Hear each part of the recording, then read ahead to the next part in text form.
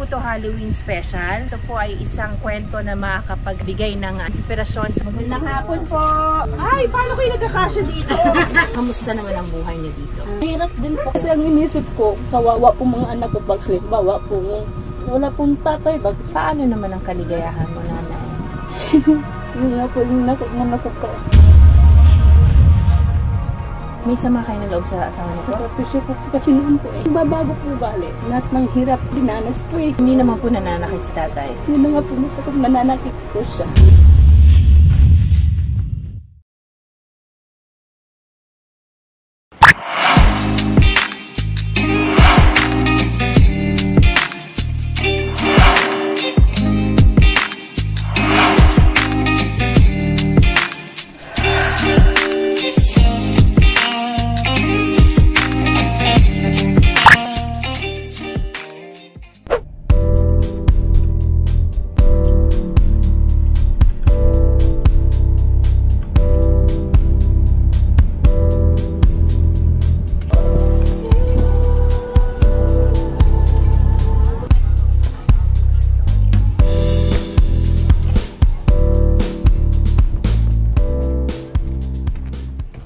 Hi guys! Welcome to my YouTube channel. Ito pong episode natin ngayong araw na ito ay kakaiba dahil kami po ay sumugod dito po sa cemetery ng Bagbag. Sa tulong po syempre ng ating mga masisipag na opisyales. Naunahin ko na po sa Anangita, ang nag-iisang asawa po ni Kapitan Richard Amunta. Dahil kapag dinagdagan pa po siya, yari po siya. Dito po ang ending ni Cap Richard. Siyempre, ang aming gwapong-gwapong kagawad, Lord Michael Canlas. Ayan po ang aming pambato sa showbiz, direct. Siyempre, ang pinakabata po namin kagawad na pinakamaganda. Minsan naisip yun po. Yan po si Kagawad Rico Calisterio. Hello po. At yan po ang aming John Lloyd ng Kabagbag po. Ang aming kumpare, kapamilya si Kagawad John Ligado. At ang ating sasama po ngayong araw na to si Ate Marie ang tumulong po sa atin para sa ganon talagang makatulong tayo ngayong araw na ito. Inuulit ko sa mga subscribers ko po, hindi po to Halloween special. Ito po ay isang kwento na makakapagbigay ng inspirasyon sa mga manunood. Na after all, makikita nyo man na sementeryo to, maraming buhay pa rin ang nabibigyan ng pag-asa dito. Kaya samahan nyo kami as I take you along inside doon sa bahay po ng tutulungan natin ngayong araw na ito. Kapitana, let's go! Kagawad Rico! Kagawad Katrina! Ito po ang Katrina Halili po, Barangay Bagbag. Yan. Yan, medyo tricky lang yung pagpasok kasi medyo madilim. Papasukin natin yan. At sana yung aso dito. Kasi alam ko ang Barangay Bagbag, meron silang regular na proyekto sa mga aso ko. Yung mga asong yan di nangangagat. Konti lang po. Ito na po. Hi! Medyo madilim lang po Good afternoon! Namiss niyo ba ako? Inikot ko ito nung kampanya, diba? Pinasok ko po ito. Kamusta na po kayo? Yan. Hi, nanay! Good afternoon po. Kamusta po? Bless. Okay lang. Hi, nanay. Kamusta po kayo? Okay lang. Nagdadalawin lang kami. Ayan. Pasukin natin sila. Magandang hapon po! Hi! Hello! Dito po. Ayan. Dito tayo. Dito na tayo. Hi! Sexy naman ni ate. Nakakaloka. Birthday ko po ito. Talaga ba? Hi! Paano may ginagawa kayo dyan? Hello. Ayan, ito yung bahay nila. Ito po bahay. Ito po. Pwede natin akyatin? Sige po. Akyatin na natin. Ingat lang po. Ulo ka. Ulo na lang. Ay, paano kayo nagkakasya dito? Ito pala si Spider-Man. Ayan. Kumusta naman kayo? Okay lang po. Ayan, nanay. Ano pong pangalan niyo po? Meron po. Ilan taon na po kayo? 37 po. Sa 37 years old na po kayo, nanay, gaano katagal na kayong naninirahan dito sa cemetery po? Tagal na po. Gaano katagal na matagal po? Kahapon po ba ito? Hindi po. 15 years po. So 15 years na. So sa 15 years na naninirahan po kayo dito, kamusta naman ang buhay niyo dito? Mahirap din po kasi minsan kulang din sa financial. Financial. Opo. Ilan ang anak niyo, nanay? 5. 5. Saan si tatay? Nasa Balintawak pa po eh. Kargador po kasi siya. So tapos umuwi na lang siya sa Opo, pagkabi. mamaya po mga 4 or 5 nandito na po siya. Okay. Kayo po, nanay, ano pong trabaho niyo? Sa bahay lang po. Kayo yung taga-alaga ng mga anak niyo po. Sa mga anak niyo pong ito, sino po dito, ilan po dito nakakapag-aral? 4 po, kinder po pong pang-apat. Lawang High school po, isang grade 6. Saan po sila nag-aaral? San Bartolome po yung dalawa, yung dalawa po Goodwill. Ito yung mga taga-bagbag po. Nanay, dito sa inyong lugar, dito nangyari din pagkakaroon ng anak. Hindi po. Paano po? Ano yung mga labing-labing kasi nyo? Kasi po, nung upahan po kami dito sa kabila, medyo malaki-laki po yung bahay ng naupahan po namin. Bago lang po to. Bago lang po? Bahay po to ng hipag ko po. Hipag. Tapos, bakit binigay po sa inyo? Hindi, kasi, hindi na dito po sa kabila po kasi hipag ko. So pagka binaklas natin to, makikita nyo sila. Okay. So parang compound ng mga kamag-anak nyo po. Hindi, ito lang po. Kasi kapitbahay ko po ibang po. Opo. Gaano kahirap ang buhay po, nanay? Mahirap po kasi, siyempre yung kita ng asawa ko. Magkano pong kita ng asawa niyo? If you don't mind me asking po.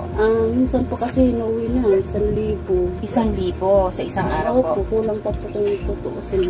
Kasi ang pagkain, ang bigas, ang mahal po, di ba? Tapos yung baon po ng mga bata po, hindi po ba?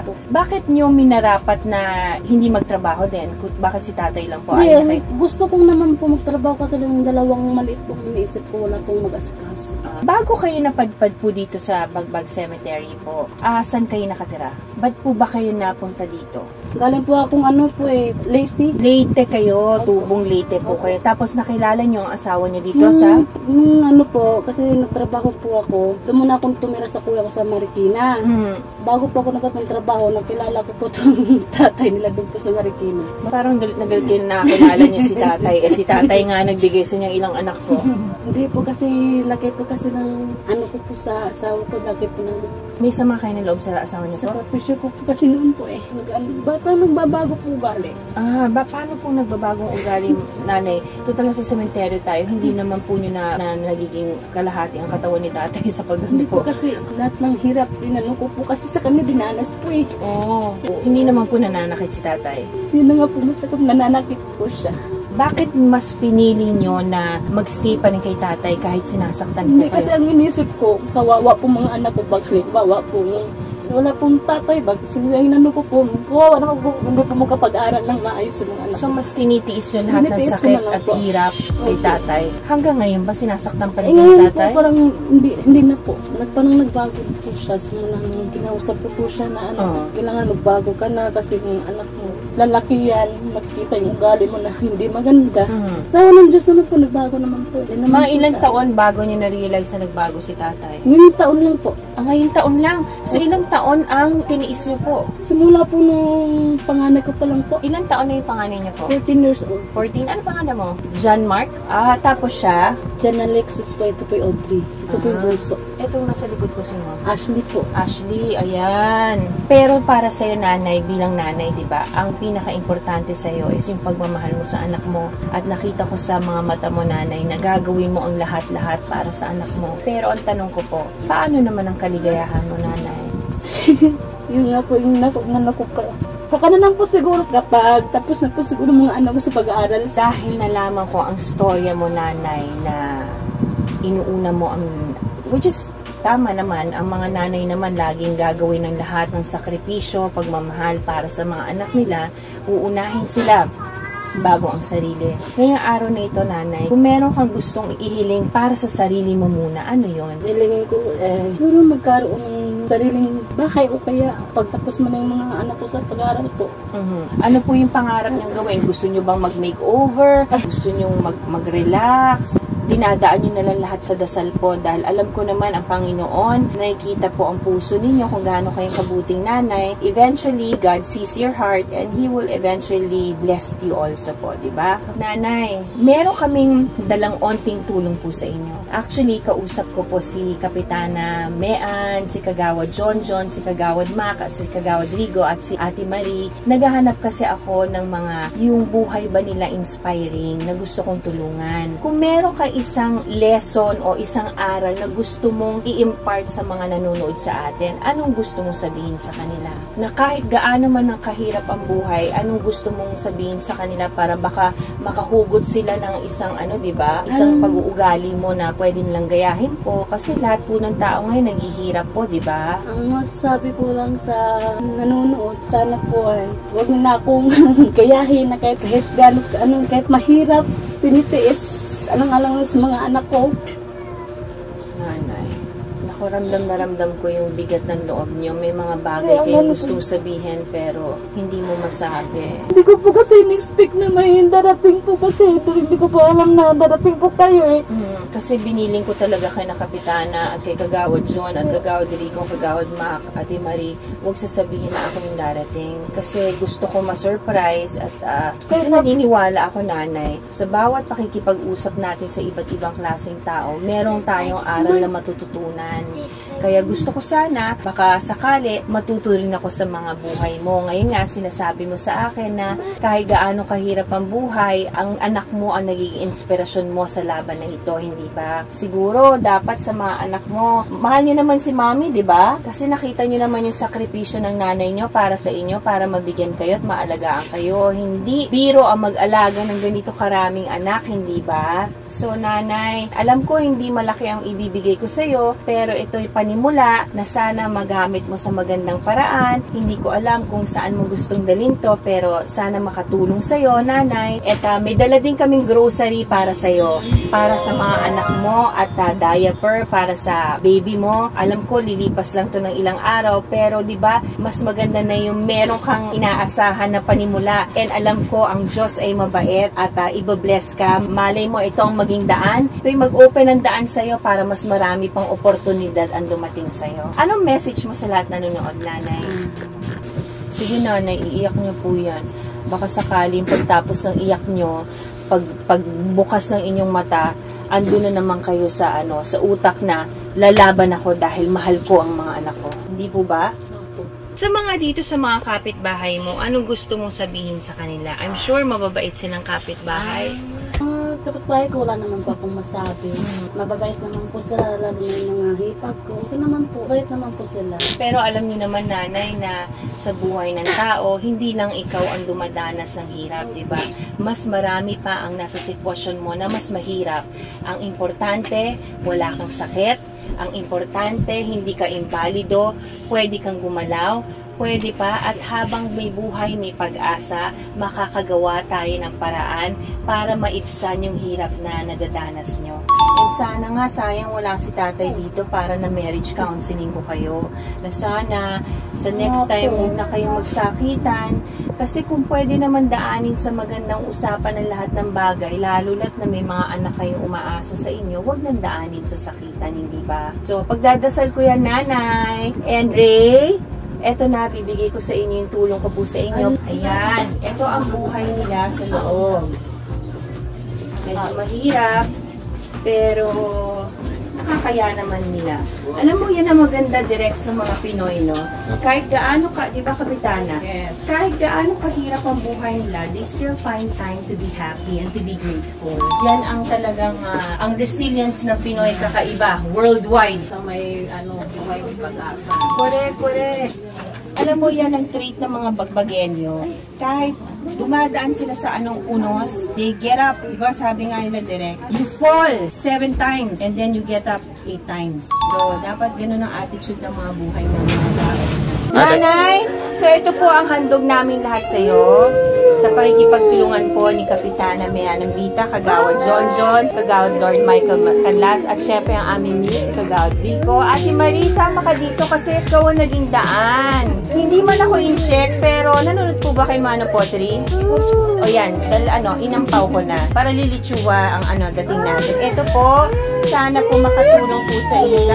Ito po, nagdala kami ng konting grocery po sa inyo, nanay. And sabi, anong pangalan ni tatay? Giovanni po dinala. Giovanni, tatay! Huwag na makipagsakitan! Kasi masaktan si nanay, dapat sinasaktan mo siya ng pagmamahal.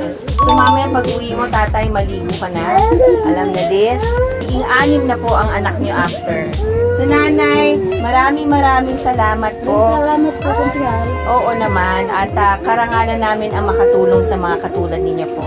And sana, isa sa mga batang ito, kapag kasabi nyo nga, pangarap nyo na makapagtapos ng pag-aaral, isa dito ang maging daan para mas maiangat ang antas ng pamumuhay nyo. God bless you, at kapit lang sa Panginoon dahil may awa ang Diyos. Thank you! At yan po guys, natunghayan nyo po ang isang episode po ng aking YouTube kung saan tayo po iikot, hindi lang po dito sa aking distrito, kundi hopefully sa buong Pilipinas po. Basta padala nyo lang ako ng plane ticket. PAL, Cebu Pacific, Bekenemen, o Asia Air, diba? So alam nyo naman dito sa aking YouTube channel, halo-halo po. So again, guys, like, subscribe, at syempre kung may mga suggestions po kayo sa aking vlog, dito lang po, sumulat lang po kayo sa amin para naman sa ganon, matugunan namin at gagawin namin ang aming 101% na mapuntahan ng lugar nyo para kami po ay makatulong. Thank you! God bless you all! Salamat! Kagawa! Thank you! Ayan sila! Bye-bye! Thank you! Hi, Nanay! Galing sa amin po yan. Sige na po, siguro sa surprise na binigay ko kay Ana. Hali kayo, kain na kayo. Nanay! Sabat po po to. Opo, Nanay! Salamat po. Yes!